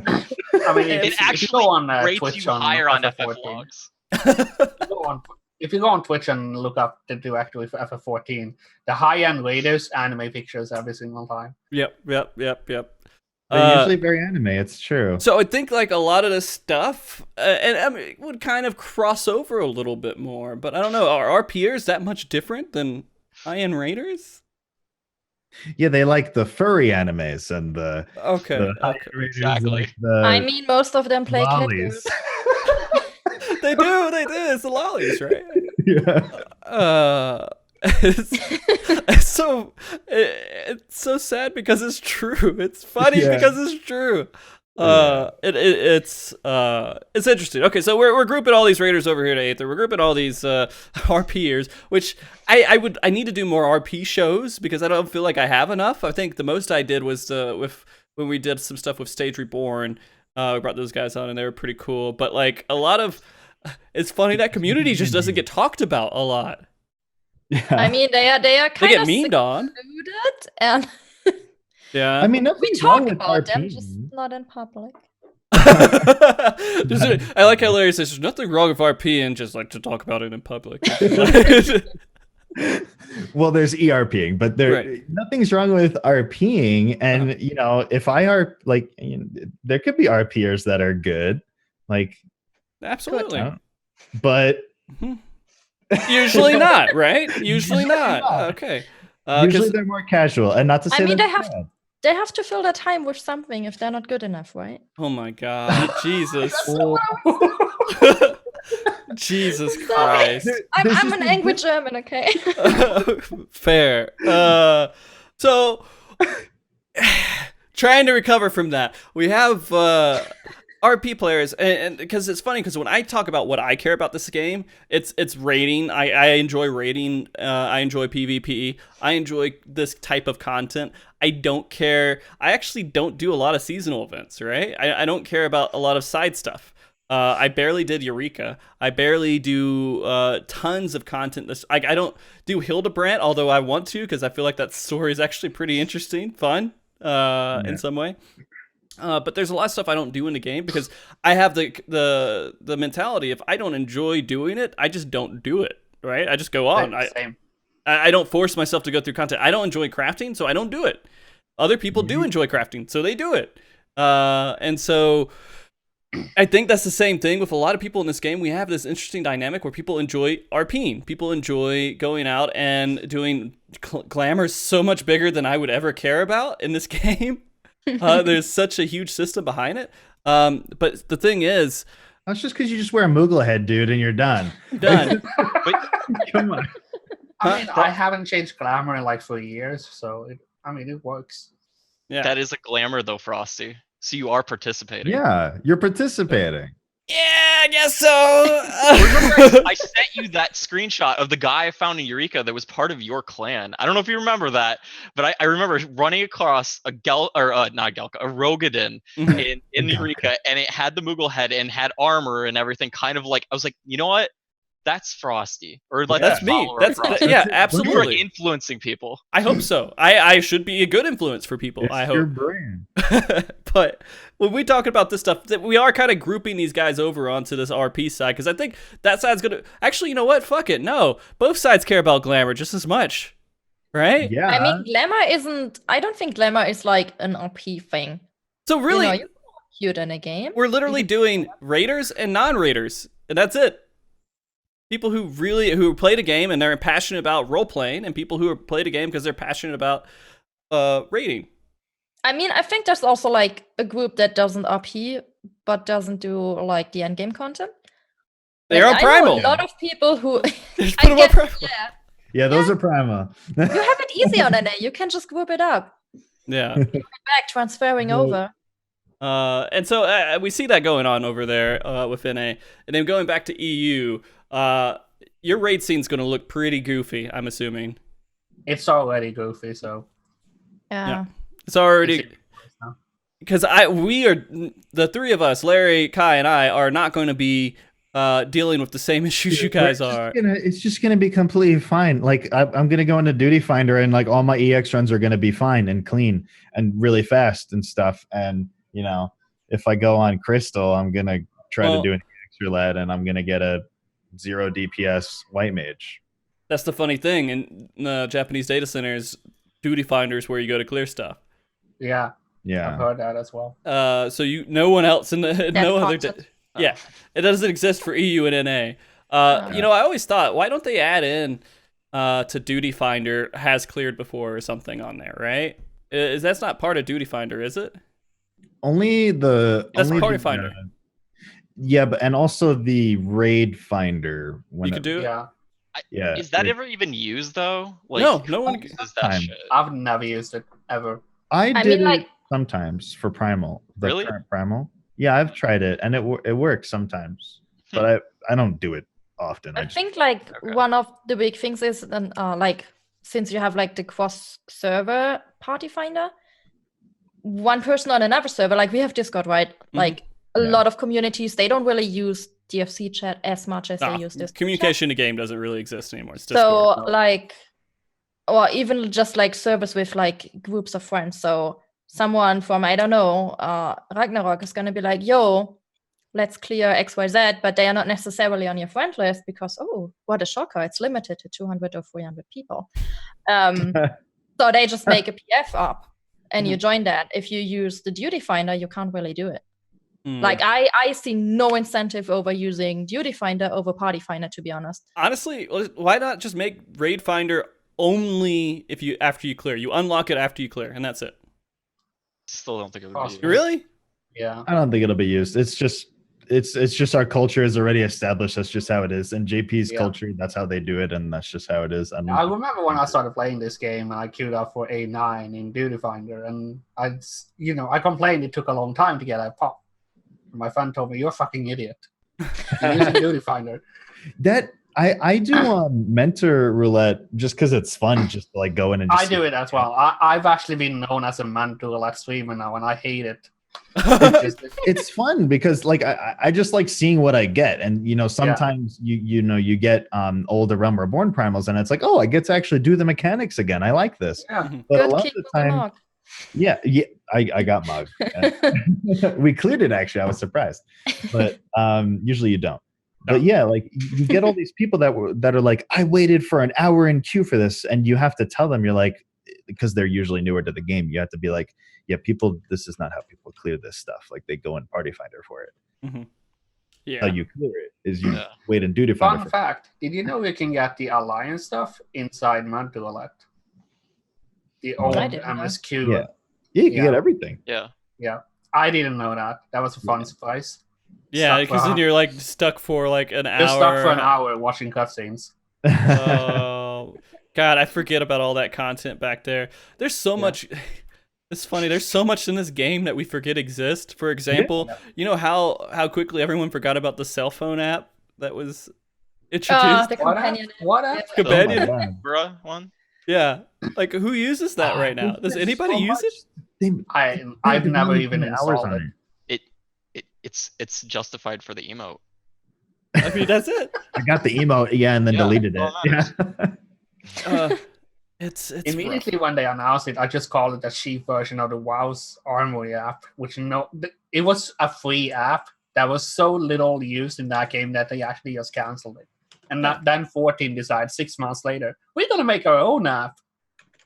So that didn't work out. No, it's weird. I want to know what the usage of it is in like the JP communities as well, because I can't even see like a reason for it to exist right now. Yeah, I don't know if JP players use it a lot or people who craft a lot, because we can get access to the market. Why don't they just log in on their computer? I mean, I don't know. I don't get it. I could see it being a lot more useful in Japan just because people have to spend a lot of time in transit, and they're not driving their cars themselves. So someone could be like, well, when I get home, I don't want to have to handle working on the auction house or managing the retainers and stuff. And well, I don't know if that's actually happening though. Because market board and retainers and stuff is really slow and clunky even today. So it takes a lot of time. I think the app, I personally would use it more if you could send your retainers on benches with the app, which you can't. Yeah. So it's I think you can buy 2 items per day from the market board. And honestly, I don't see a reason to like buy it at 2 p.m. at work when I can just buy it at 6 p.m. at home. Right. Yeah. Like, what for, you know? Like, the price is not going to change that much. And even if it is, well, bad luck. Yeah, plus the app is paid to use as well. So it's $5 US per month to use it. I mean, you get the premium. Get the premium Yeah, one. the premium. Yeah. I'm not getting the premium because I have no use in it at all. But I don't know. Okay. So what do you, so again, going back, we're doing the crossword party finder here. You guys are going to have to go to a more static system than a party finder. Like pugs do you guys think pugs are just going to die out completely? No. Well, on EU. I don't think so. Like, the party finder is still going to be there. It's just like right now it's really dead. That's why I said like we need to see how it changes when like the game is more active again. Because I mean, if you compare the party finder now, even before the split, to let's say party finder a year ago, you can still like see a huge difference already. Just because like there were a lot more players playing at the time, and there's no new content right now that would fill the PF up. Like if they would release a new primal right now, I'm pretty sure it would be more active again as well. But how long has it been since Serio has been released? Like 2 months, 3 months? Something like that, yeah. So there's literally like, people farm their dogs now.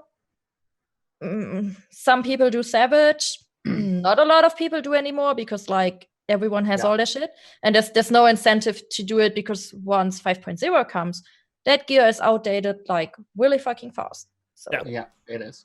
There's nothing for There's always going to be people who can't commit to a static schedule as well, who still want to wait, but it's still it's going to be incredibly hard for those people to find groups that actually clear the You have to find 8 people who are in that situation that are playing different roles, right? Yeah, exactly.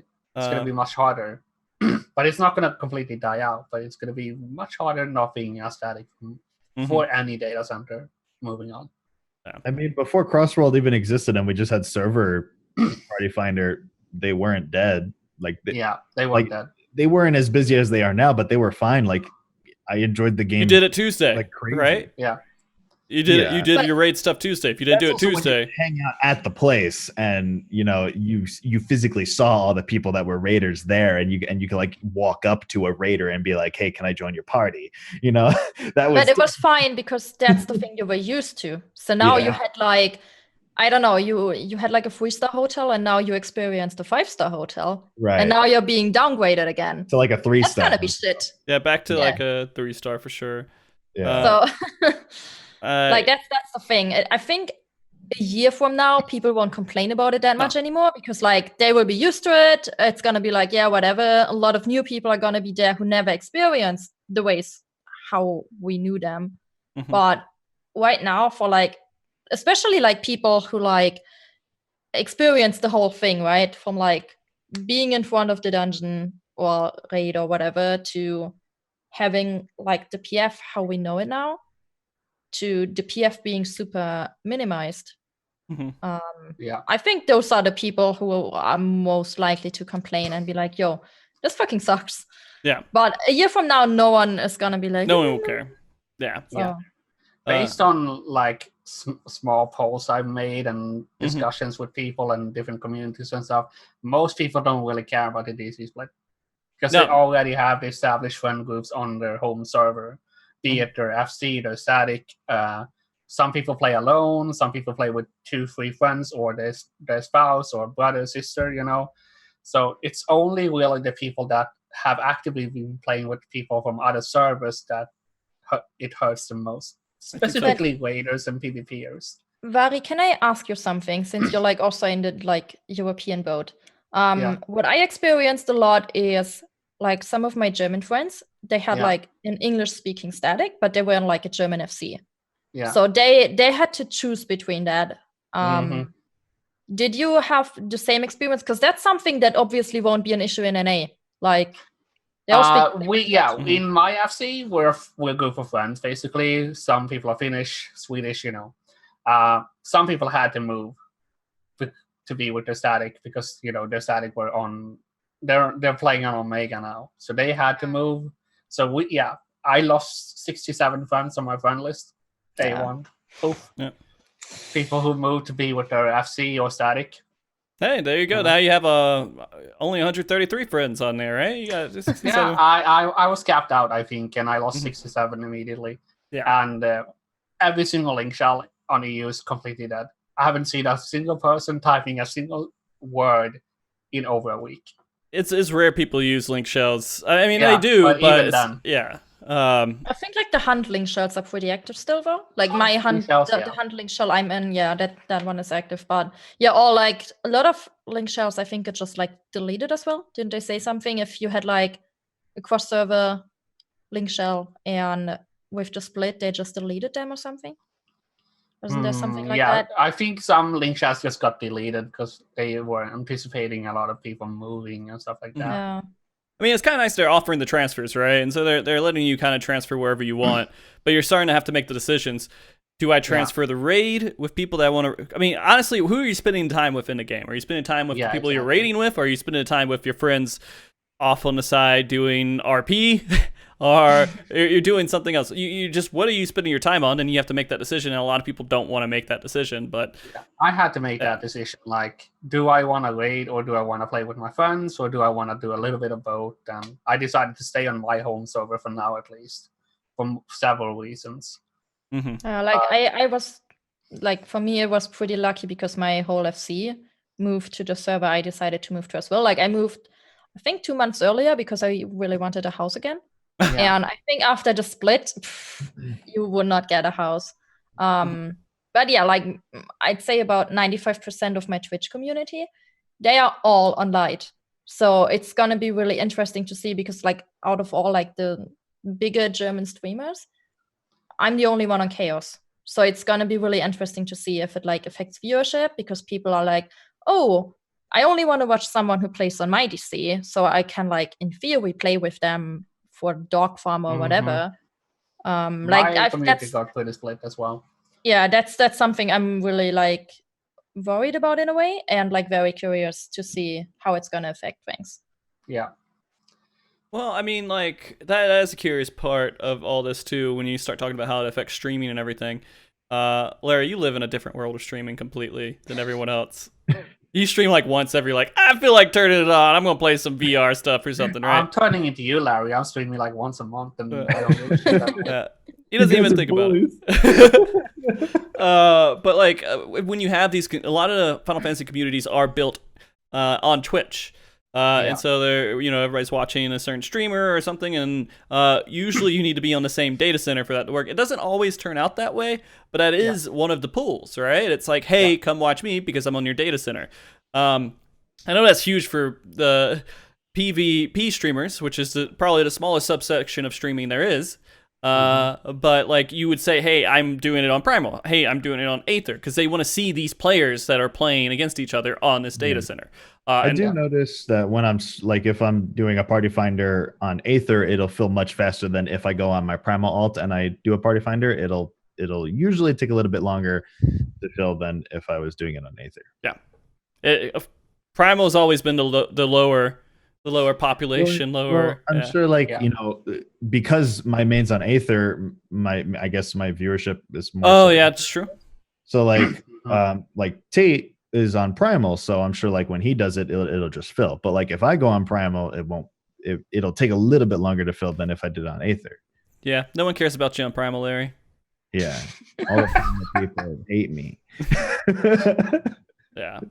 We'll see how that turns out. I'm interested to see it. I think that, again, we're all pissed off right now in some way or another, but after the expansion, we're not going to care. I think maybe a week or two after the expansion, we're just going to be whatever, right? I don't think a week or two. I think a year or two. I would give it like half a year to 1 year. I mean, there's going to be so many people playing, though. Like, you're not going to really feel those effects. The thing is, it might look like people don't care anymore because a lot of new people will play. But I think, like, people who play actively right now, they are going to, like, carry on with that grudge for the longest. So... Yeah. Especially the people who started during the Cross-World Party Finder already existing, which you guys did, right? It's like you're literally just degrading your experience. You've never had any other experience than that. which sucks. It sucks. Yeah. But I guess we'll see. I think we pretty much said pretty much all we need to on the subject, unless you guys have anything else you want to add into it. I was gonna add, last time when Stormblood came out, we had the Realbound problem that they're trying to fix basically with this is like they pretty much hired like a bunch of like streamers to like play Final Fantasy 14, and then they end up wasting their money because they were all stuck at Realbound, right? And I don't remember the sponsored part. I mean, I think that sounds kind of familiar, but I don't remember it. But I guess I was going to bring up like how you were talking about how people would join certain servers, and I wonder if they're going to direct people to specific servers, and then that to pull on to certain like to pull their community, like because then like the people from their community will probably like try and join that server. And I'm curious if that'll have any effect, like if they can actually play this time, how that'll impact like some of this, like the game being dead. Yeah. I remember one streamer this was a big topic on Twitter. There was like hundreds of replies. One streamer suggested that all streamers should move to one data center, which is basically the socio-economic equivalent of moving all the rich and popular people to one region of the city. Rich and popular streamers. Yeah, but there's like maybe one or two rich or popular streamers. Yeah, I mean Larry maybe, I don't know, but he's a rich YouTuber. He's a 1%er YouTuber. What is happening? But streamers have big communities, generally speaking, and the communities want to play with the streamers. So you would see a massive shift if something like that happened, because streamers together has a lot of pull in the community. So it was a horrible idea, and everyone told him that it was a horrible idea. But it was it was a panic suggestion over the DC split, basically, because he didn't want to make 2 or 3 alts. Right. Well, I mean, the thing is, playing with everyone. Communities are going to have to start pushing them, like PvP on NA. Either they go to one data center, or they just cheese the ladder, and that's it. Yeah. Right? Have you heard anything about like what data center most people for PvP are going to be? I am assuming it's Aether, but I'm not 100% sure. I think people who are on Primal or Aether that are not moving are staying on Primal or Aether. People who might be moving to Crystal, they might just jump back to either Aether or Primal. I don't know if there's a single one. I know Light's the PvP one for EU. I'm not sure how much that will stay, but we'll see. I guess I'm curious because like when, say, FRC round 2 comes about, if it comes about, and then you have Crystal, and how's that team gonna do? They're gonna have to, unless people go over there because they're like, oh shit, I'm not gonna win. Like in the FRC on like, like Aether or Primal, they're gonna shift over just so they have that slot and get into the FRC at that point. They're gonna have to figure. Right now, I can guarantee you they understand that that's a problem. Okay. And so I'm hoping that going into this next whatever they do for PvP, which I'm looking forward to. I'm definitely looking forward to. Whatever they do next for it, they take in consideration everything that happened within the last FRC and how that's going to apply to the data centers now. Because, I mean, that's something that you have to think about, right? You have to think about this population's low, we need teams to join in, and how do you get people to want to make teams and play the game? And so it's going to be a lot of thought that has to go into it. Or they could just start together and do the same thing they did last time, and it'd be horrible, but I hope not. I think they need cross data center, dude. Absolutely. We just need cross data center. We'll see if they can figure it out with the code and everything else that they currently have within their architecture. Then that would be amazing. I want to play with my Primal friends without needing to make an alt. And Primal doesn't like you, dude. Don't worry about it. It's the worst. Keeping up with an alt is the worst, not Primal. Yeah. All right. Does anyone else have anything else they want to throw in and add before we wrap up today? No. Oh, okay, good. I think we hit it pretty good. I wasn't expecting too long of a show today because, I mean, this is a pretty particular topic that you can only really go into too much. I do think we needed to talk about it, though, because this is something that a lot of people are experiencing and they're thinking about, and it's affecting a lot of people. And so just try to go in with the mindset that it sucks, and we all agree that it sucks, and we wish that it could be different, but play the game, see how it turns out, and if it's not enjoyable after 5.0, I mean, that's literally what you should do. Never do anything you don't enjoy doing. So, and that would hopefully make. And Square Enix cross data center. Let's figure it out. Should I not do Eureka then? I don't. I want the relic. I don't either. I like doing relics. Yeah. Hopefully they don't tie a relic to it again, but we'll see. All right. So to wrap it up, I want everybody to do their shout outs, kind of tell everybody where they can find you. We have your Twitch names all on the panels here, but anything else you'd like to say, shout outs, last bits of talk before we end the show. Larry? Thank you for having me on, Frosty. Yeah. I love you, man. It's cool talking with you guys, so thank you. I'm Larryzaur on everything, so that's where you can find me. I tweet dumb things. Yeah. You make dumb videos. You tweet dumb things. I like talking with people on Twitter. That's how I interact a lot. When did you do a clever thing the last time? A what? A clever thing. A clever thing? Yeah. I don't do those. Oh, you don't do those. Wrong person to talk to about that. All right, Jess? Well, first of all, thank you for having me on. Very thank you for recommending me. To all the Germans watching right now, maybe, because I did advertise it.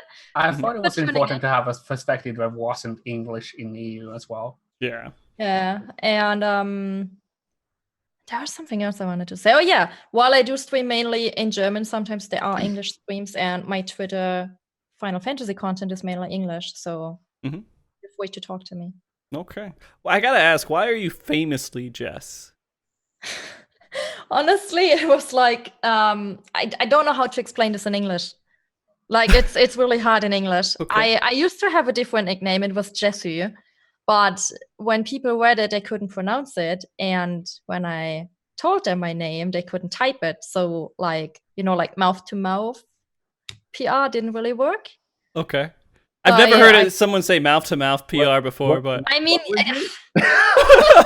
like when you're at like a convention, like I used to do a lot of cosplay and stuff. Okay.